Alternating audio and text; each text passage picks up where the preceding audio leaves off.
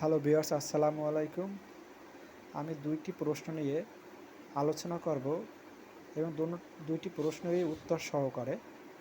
প্রথম প্রশ্ন হলো, মৃত ব্যক্তির হক কত প্রকার, কি কি? উত্তর: মৃত ব্যক্তির হক 4 প্রকার।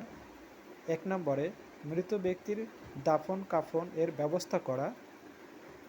2 নম্বরে মৃত ব্যক্তি ঋণ পরিশোধ করা যদি থাকে। 3 নম্বরে উক্ত দুইটি কাজ সমাধান করার পর অবশিষ্ট সম্পত্তি বাকি থাকে তাহা 3-এর একাংশ ওসিয়ত পূরণ করিতে হইবে যদি থাকে।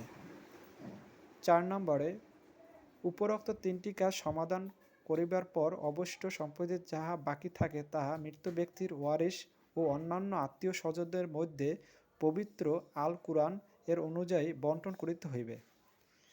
দ্বিতীয় প্রশ্ন, মৃত ব্যক্তি ওয়ারিশ কত প্রকার, কি কি? উত্তর: মৃত ব্যক্তি ওয়ারিশ 3 প্রকার। 1 নম্বরে জবিউল ফুরুজ, প্রথম শ্রেণীর অংশীদার। 2 নম্বরে আসাবা, দ্বিতীয় শ্রেণীর অংশীদার। 3 নম্বরে জবিউল আরহাম, তৃতীয় শ্রেণীর অংশীদার। হ্যালো ভিউয়ার, সবাই ভালো থাকবেন। আল্লাহ হাফেজ।